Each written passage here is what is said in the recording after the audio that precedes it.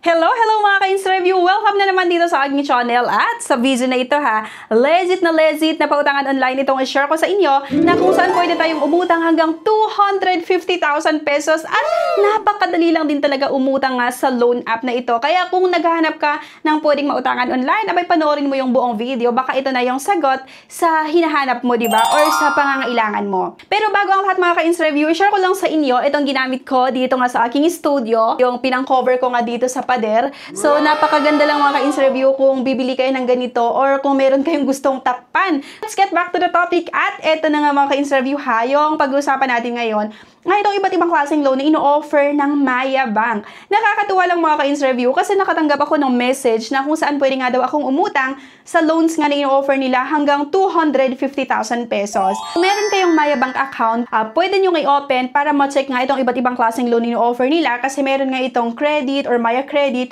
meron nga din itong loans na ino-offer nila na kung saan pwedeng umutang hanggang 250,000 pesos. Ito na, naka-receive nga ako ng message na pwede daw akong makapag-apply kaya binuksan ko agad yung account ko nga dito sa Maya Bank. So, bago nga daw ako makautang dito, kailangan ko munang i-verify yung email address ko nga. So, by the way pala, bago yun mga ka-Insta-Review, siguro ang isa sa mga reason kung bakit nabigyan ako or na-offeran ako ng 250,000 loan na offer nga nitong Maya Bank ay dahil nagsa-savings ako sa kanila. Minsan nilalabas ko, tapos minsan binabalik ko din agad-agad. Minsan dinadagdagan ko or mas malaking amount. Ginagamit ko itong app nila, naglo-load din ako sa kanilang app. At I think, isa sa mga reason yon kung bakit napadali or na-offeran ako ng hanggang 250,000 pesos nga na loan amount dito sa personal loan or Maya personal loan. So, ayun daw itong low monthly add-on rates na 0.77% payable in up to 48 months. Get your loan in an instant at flexible monthly payments. Easy loan management, manage your loan repayment within the app mismo. Hindi natin kailangan na pumunta sa kanilang branch para mag-apply. Bago makautang dito, may mga kailangan sagutan like what is this loan for, saan mo daw gagamitin, yung utangin mo, merong house lot, new motor vehicle, business expansion, home repair, personal emergencies, wedding tuition, and so on. Calculate how much you'll pay per month. Ang pwedeng mautang nga ay 10,000 hanggang 250,000 pesos at may terms ito or payment terms na 3 months, 6 months, 9 months, 12, 18, 24, 36 hanggang 48 months. At kung 10,000 pesos yung uutangin ko payable sa loob ng 3 months, meron itong estimated monthly installment na 3,366.72 per month. At kung sakali naman na gusto kong umutang ng 250,000 pesos payable nga sa loob ng 48 months, meron itong estimated monthly installment nga na 5,871.26 per month. Kung 200,000 lang yung gusto kong utangin, 48 months pa rin. Payment terms estimated nga na monthly installment ay 4,697.01 per month.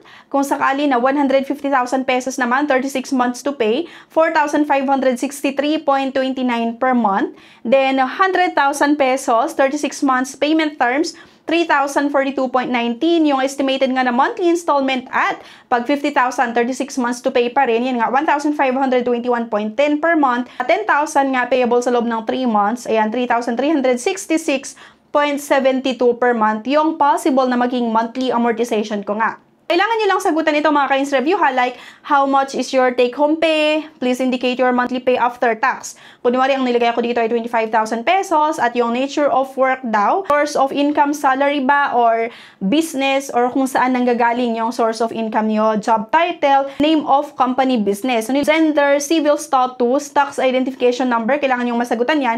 At ito mga ka-Insta-Review, marami yung mga nagkakamali dito, itong part na mother's maiden name. Kapag sinabi nating maiden name yung apelyido or yung kompletong pangalan ng nanay mo nung dalaga pa siya. Nung nag-assist kasi ako ng mga client na gustong umutang sa mga bangko before, marami yung nagkakamali dito sa mother's maiden name Ang nilalagay nila ay yung pangalan ng parents or mother nila nung may asawa na, pero kasi pinahanap talaga dito ay yung pangalan nga ng nanay nyo nung dalaga pa. At ang sinubukan nga natin dito na utangin ay 10,000 pesos. So, loan purpose, business expansion yung nilagay ko, requested loan amount, 10,000 pesos lang. Requested loan term, 3 months. Estimated monthly installment, 3,366.72. Pero yung actual amount provided after the application. Kikita nyo din dito yung parang summary ng ating loan application, mga ka-Insta-Review. Pero, kagaya nung sabi ko sa inyo, hindi ko nga tinuloy na umutang dito kasi hindi ko naman talaga kailangan yung pera pa. So, So hanggang doon na lang muna tayo ang pagpapakita kung magkano yung possible na monthly amortization mga ka-interview kung subukan nyo na umutang dito. At maliban nga doon sa loans or Maya personal loan, meron din itong ino-offer na credit or Maya Easy Credit. Dito naman sa Maya Easy Credit ay pwede tayong umutang hanggang 30,000 pesos. Yung credit approval is based on your eligibility. Get the funds you need with Maya Easy Credit. Kailangan nyo lang mag-agree sa data privacy nga. Sakali na gusto nyo naman na umutang dito, kapag may offer na sa inyo, i-continue nyo lang yan mga ka-interview. Kapag nailagay nyo kung magkano yung amount na gusto nyo utangin at makakatanggap kayo ng message from Maya kung approve yung loan application nyo. Or kung sakali na declined, makikita nyo din sa app nila mismo na declined nga ang inyong mga loan application. Share ko lang sa inyo kasi mang buwan na rin na walang offer itong Maya Bank sa akin. Kasi nga siguro dahil dinownload ko lang, tapos nag-create lang ako ng account ko at hindi ko ginagamit itong Maya Bank sa mga transaction or sa mga bills payment, sa paglo-load. Hindi ako nagsisave din dito. Pero kita ko lang din or based sa mga nabasa natin, isa sa mga tips na ginawa nila, nag-open sila ng savings nga nila dito sa Maya, naglagay ng amount, tapos hindi nila nilalabas ng ilang buwan. At nung pag-check nila, may offer nga daw sa kanila na loan saan pwede silang umutang nga dito sa Maya Personal Loan or sa Maya Credit, di ba? Kaya yun din yung sinunod ko. Ginawa ko din yung tips na mga nabasa ko.